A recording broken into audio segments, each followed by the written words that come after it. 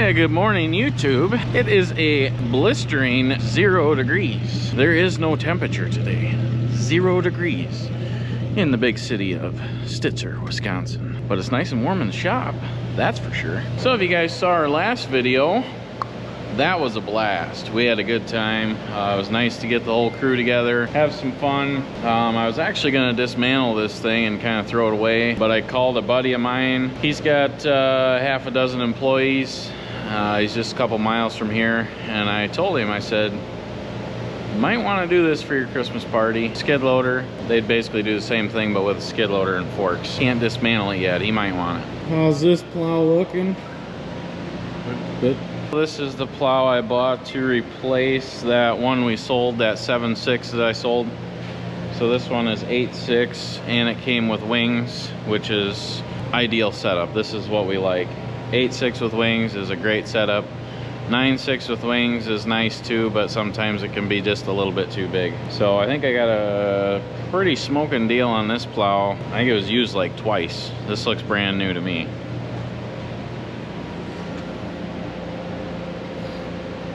Still got plastic on here. And then these things gotta come off, Sean. These brackets. I don't know, I think they're safety brackets, but we never run them. That way you can stack snow higher. It's even got the newer headlights. Looks like they're crooked. Might have to adjust those. And it's got the deflector already on there. So if I would have went out and bought a new plow, I would have had to buy the deflector and the wings. So this was basically all set up and ready to go. And then this one came with, this plow came with the mounts for a Chevy.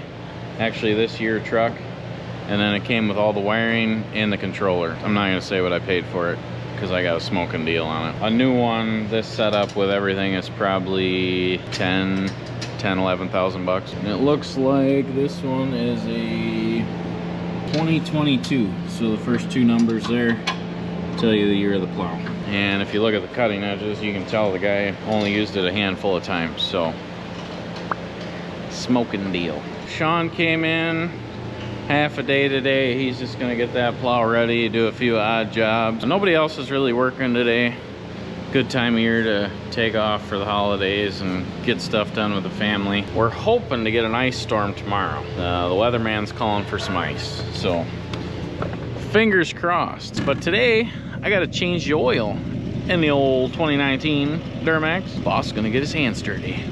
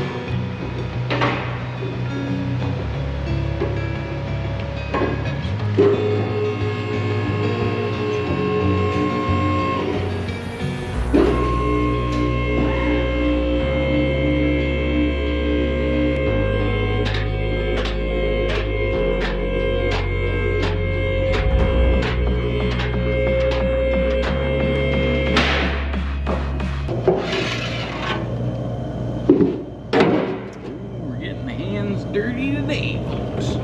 Getting the hands dirty.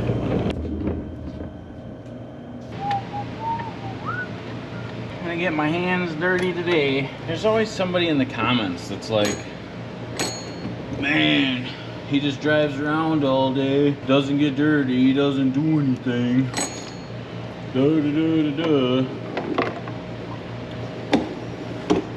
Trust me, man. I used to do all the maintenance, fix everything on all the trucks. Been in business for almost 13 years now. And there comes a point in time where you can't do everything yourself anymore. You have to delegate tasks. Like my truck, obviously I don't want anybody touching that, so I'll do that myself. Also, I promise you, with 100% certainty, I'd rather be doing this than babysitting. No doubt in my mind. I'd rather be working on stuff, fixing stuff, maintenance.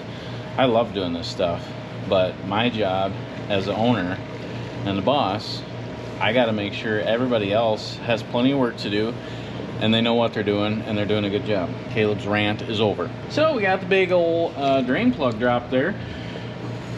Now we're going to drop the old oil filter.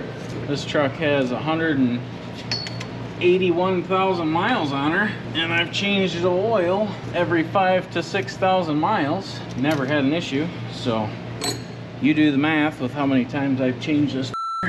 Pretty simple. And then I always do the transmission spin-on filter as well. Stopped at the old Napa, got some filters. Got the oil filter, we got the fuel filter, and we got the spin-on trans filter. Napa Gold. Napa Gold. I don't know what that means. Hopefully it's a good filter. We got the filter dropped and the plug dropped. One of my biggest pet peeves is when guys are in a hurry. Let this shit drain out. Make sure the truck's super hot when you're changing oil so it comes out quick, and let this drain for a minute. While it's draining, come over here, get your filters ready, get your oil ready. It sounds stupid, but I've watched guys that'll sit there and watch it drain. Drives me crazy. Like, you could be getting your next 3 steps done while you're waiting for that. I guess Caleb's gonna rant all day today. Sorry. So while that's draining, we're gonna go get the Earl ready. I always see guys online, what kind of oil, what kind of synthetic, Schaefer's, that's junk, Rotella, that's junk. I don't know that I believe all that. I've been running Shell Rotella in all my diesel engines ever since I can remember. Never really had an issue. I mean, we've never had a major catastrophe due to oil, you know? So we got this shit in a 55-gallon drum. One thing I always check is inside here, make sure there's not a bunch of junk and debris in there, because some ding dong will bring a truck in here, pressure wash it, blow everything against the side of the wall here and fill that full of junk. But I will show you guys the additive that we use. For the last 9-10 years, I have always used Lucas oil treatment in all the trucks, all the equipment, and I was a firm believer in Lucas oil treatment. You know, when it comes out of the bottle, it looks like snot, but you know, we never really had any issues, and I was always pretty impressed with it. Until you get on TikTok, and then you find some guy that's doing tests with Lucas and with his product, ProLube oil treatment. And I've watched all the tests. We switched to ProLube additive about a year ago, and it's not like we've seen any crazy results like better gas mileage or less ticking, but I don't know. After watching all of his videos, I was really sold on this product.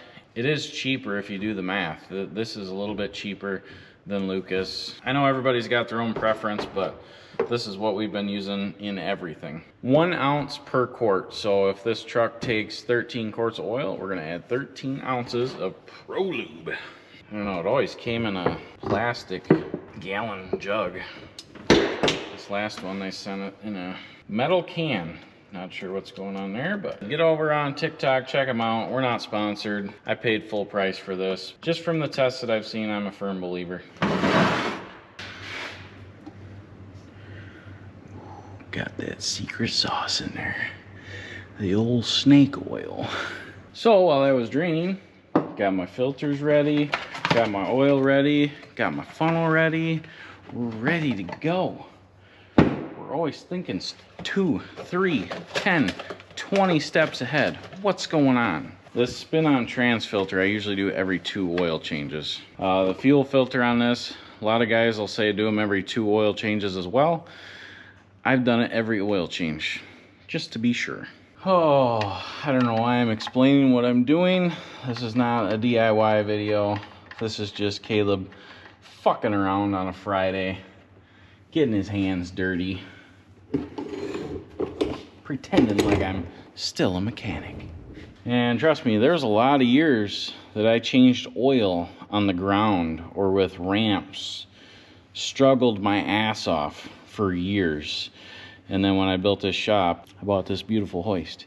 And let me tell you, There's not one other piece of equipment that I love more than this hoist. I hate working on the floor.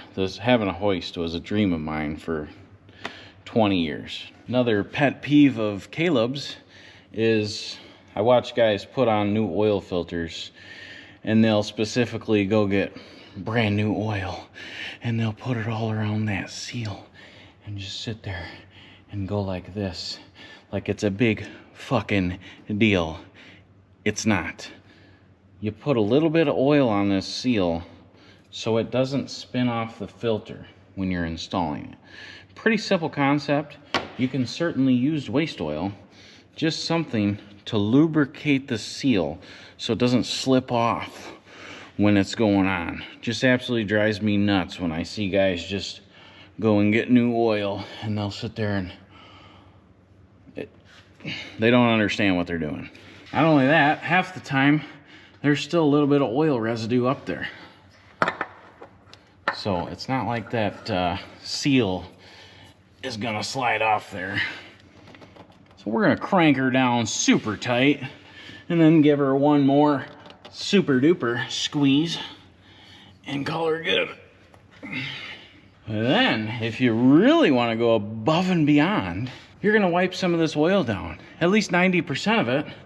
That way, when you back it up on the clean floor, it's not dripping everywhere. So you don't have to clean the floor, and then also you don't have to worry, shit, is it leaking? So we're gonna take a dirty old rag here and just wipe her up. Pretty simple. Pretty simple.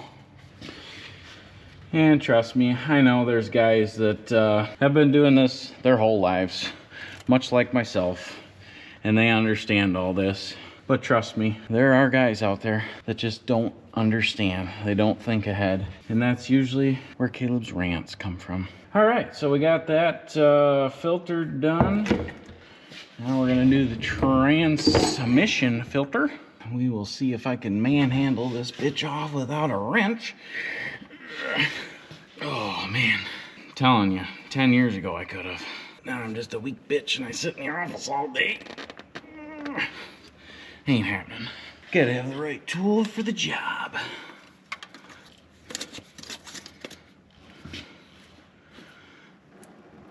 Oh, look at that pretty red transmission fluid.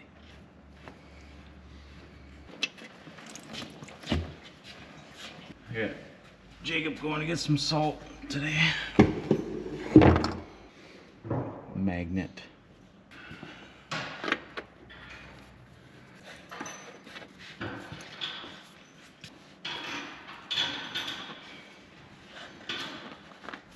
Some nice big grade 8 bolts in there. So these wings come with like a hinge thing, some kind of clasp, so you could take the wings on and off. We don't do that at Pagel Services. We bolt them on.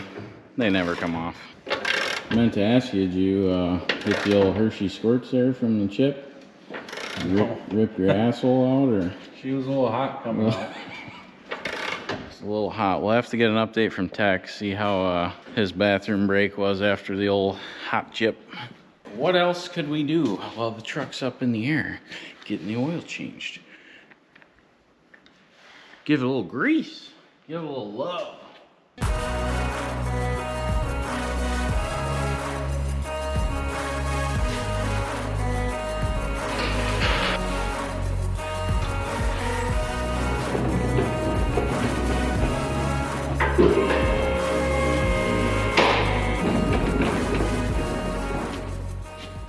All right, time to change the fuel filter.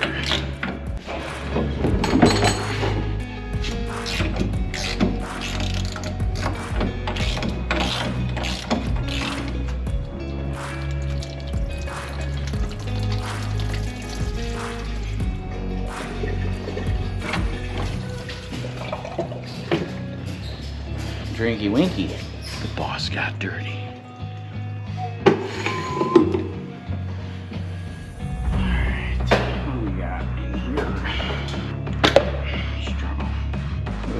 Aftermarket housing. We got all the good stuff here.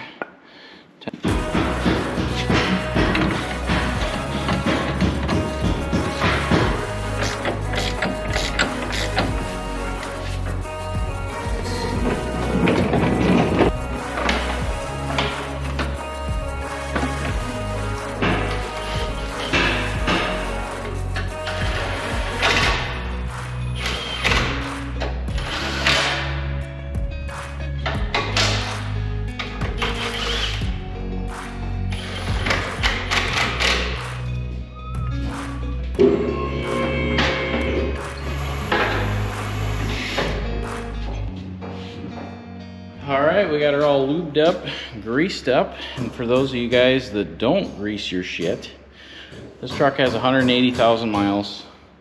All the front suspension, everything's still factory. Haven't changed anything. And it's a plow truck. Think about that.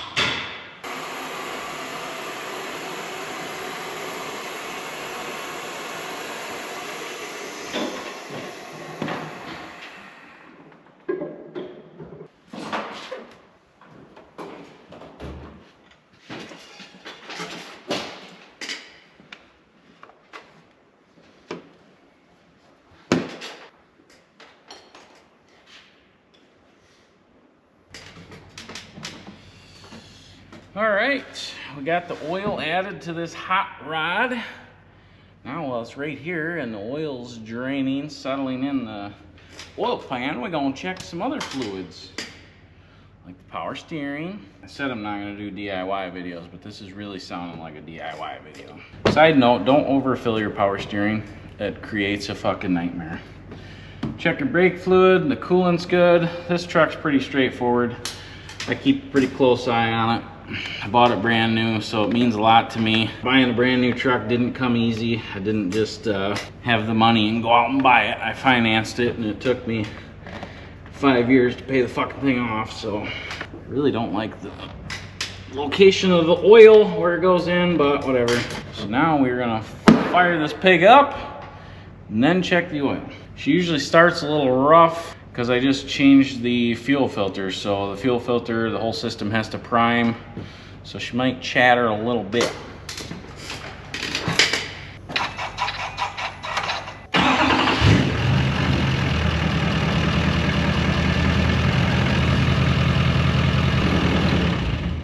Alrighty, now we're gonna let that settle, let all the oil settle, and check the oil again. That Chris guy, so he started for me in April. And one thing he was doing when he started here was he would go out and start the trucks and then check the oil with them running. That was really baffling to me. So I know a lot of the CAD equipment, like the bigger industrial CAD dozers and excavators, stuff like that, a lot of that you can do that on. But like these Chevy trucks, I'm 99.9% sure you can't check them with them running. So that was really odd to me. I mean, in my mind, it would always be low when you're checking them while it's running because all the oil's running through the engine. So it looks like this old girl's up to date on her service.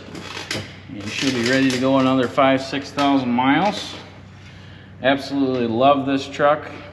I am having cravings for a brand new truck, but like I've said before in other videos, this truck has never let me down. I just absolutely love this truck, you know, and when you find something good and it never lets you down, it's really hard to get something new. You know, I'm afraid I'm gonna go buy a new one and that fucker's gonna end up being in the shop and then I'll be pissed off and then I'll be regretting it. It's really hard for me to make that transition, but I would like to pass this truck down into the fleet, let the guys use it, make some money. Obviously, we'd probably have to turn the old horsepower down a touch because she's a little hot for the employees. We'd be buying back tires every 6 months instead of every year. Got all this fancy blue piping in here. That adds 10 horsepower too, boys. 10 horsepower, 10 horsepower. All right, guys, it's tool time. That's right, we're giving away some more tools here at Pagel Services. This is our current giveaway, and you guys can get signed up for it pretty easy. We got a grease gun, we got a flex volt battery, drill, impact, and a radio, guys. All you got to do to get entered to win this stuff is head on over to our merch shop, pagelservices.net/shop. Every dollar you spend there is going to get you an entry to win this stuff. And this giveaway ends January 18th, so you only got a few more days to get entered. Make sure to get on over to the merch shop, help support our channel, try and win some nice tools here, guys. I'm not a DeWalt fan, but this does look like a pretty nice set. I'll be waiting for you over in the merch shop. Get on over there. This is always a fun thing to do on the old L5Ps. Clean out your little air duct. Oh, look at all the junk. Ooh, I should call her. She's dusty. Cut. All right, so this truck is ready to roll now. And I know this isn't super exciting for some of you, but I do have a lot of guys that reach out to me. I shouldn't say guys, a lot of younger kids, younger guys that reach out and ask for tips. You know, what made me successful? How did I get to where I am? They ask me all these questions because they're just starting out. And that's why I'm doing stuff like this, you know, just showing these young guys or even some older guys, you know, servicing and maintaining your equipment and keeping track of this stuff will save you time, will save you money. You know, we do have a lot of old trucks here, but we do kind of keep track of everything. You know, we do keep up on the maintenance. So it's just something you got to do in business. And if you can do it yourself, you're going to save a shit ton of money. I do know guys that take stuff, you know, take their trucks to the shop and pay someone to change the oil, pay someone to grease them, pay someone to do all this stuff. And in my opinion, if you're in this kind of business, you need to be doing this kind of stuff in-house, unless you're that booked out and you know you don't have a mechanic. If you're booked out and you're doing jobs every day and you don't even have time on the weekends, then I would say, you know what, it probably makes sense to take it to a shop. But also, if you're that busy, you should have a good mechanic. If you got this much equipment, shit going on, something's always broke. And so for a lot of years, I had a whiteboard, just a big one, like the one that's across the shop there. I had a huge whiteboard, and it had all the vehicle lists on it, and then we'd go over there and write them in. And that worked pretty good, but the problem with that is you couldn't check it on the go. If you were in the truck plowing, or if you're on your way home and you think about it, you could never check it. You'd have to come back here, and then you'd forget. So what we did was we put QR codes in all the trucks. Derek's gonna have to blur that out so you guys can't scan that. So there's a QR code designated to every truck, every piece of equipment, every plow, and every salter. And that QR code goes to a Google Sheet. And that Google Sheet has all the maintenance, has all the items, has everything in there that's been done to these vehicles. And you can share it without your crew. Everybody can look at it. So like my employees, they can all edit it. Sean would have did the oil change in here. He would have put down the miles, the date, and his initials. That way we know who did it, when they did it. It's just stuff like that that I'm always thinking of, trying to make things easier, trying to make things streamline a little bit better. The QR code thing is great. We actually do have that in our merch shop. So if you guys are out there and you are doing it the old-fashioned way, if you want us to help you out, I will make QR codes for all your vehicles, all your equipment, and I'll make sheets for all your equipment, all your vehicles. I'll get you set up on it. Obviously, I won't have access to it. We'll share it to you, and you will have that. You know, if you're a smaller business like us, which even some bigger businesses, I see them still doing it the old-fashioned way. I think this way is way better. So it is in the merch shop. If it's something you guys are interested in, you can email me with questions or purchase it up, and we'll get you all set up with some QR codes. I gotta call Hunter. Hello. Yeah, what are you doing? I just got up. Did you check 205 out at all or no? No, I was just gonna be getting ready and head that way. Okay. Well, Emmy Roth called, and they want us to pre-salt around the building, and because there'll be semis coming in and out too tomorrow. Okay. And then they also want the salt bins filled, which I'm assuming they mean their salt bins as well. So my thought was you take 205 and put, I don't know, 10 or 12 bags on there, on the flatbed. Yep. And then just fill their bins as well. Do we have two there? So we just have one, but remember they have all those yellow bins. Oh, yeah, I forgot about them. And I think the new maintenance guy, he wants us to fill them, so... Okay. I mean, really, I'm sure you could probably take 20 bags, because I think they have 1, 2, 3, 4, 5 of them drums. Okay. But if we at least get a little bit in each of them for now, and do a pre-salt... Don't worry about the sidewalks, or maybe just... you might as well hit the... yeah. Do it real light, though. It ain't going to take much to do a pre-salt. Right. And if you want to take tech with you, you can, or whatever. I don't care. So. Okay. And then that way you can try 205, which really, if you probably just put one skid loader bucket of salt in there, you'd be good. Okay. And then take 15 or 20 bags, and that way that one's ahead of schedule for us. So. Right. All right, sounds good. Okay. Thanks. Yep. Bye. Yep. Bye. Just getting done with the big service here. I'm gonna put this in my sheets. One thing that's funky, and I don't understand, because it's only my phone that does this. So with any QR code, my camera won't scan a QR code. Won't work. But if I go into Snapchat, it'll scan the QR code. Boom. Fucking technology, man. I tell you. Makes no sense. Alright, I got that all added in. Now I gotta change it on my fucking truck too. Tell it that I changed the oil. It says I have 24% oil life remaining. We had 100 now. Fuel filter life, 50%. We had 100. This truck's ready to go another 100,000 miles. Usually starts hard the second time. Fresh fuel filter.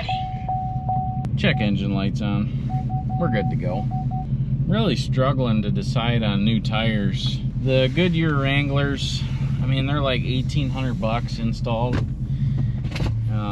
He sent me prices on a few other styles, the Nitto Grapplers, but those I don't think are very good in the snow. Having trouble deciding what tires I want to put back on here. Like I said, I only get a year out of these Goodyear Duratracs, so a lot of guys will say that's what the name means. They're Goodyear, so they're good for a year. If you guys got any recommendations on tires, put it down in the comments, let me know. I do like a wider tire, so I go with a 33, 12, 50, 20.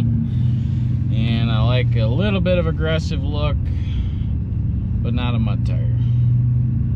Put it down in the comments. What tire should Caleb buy?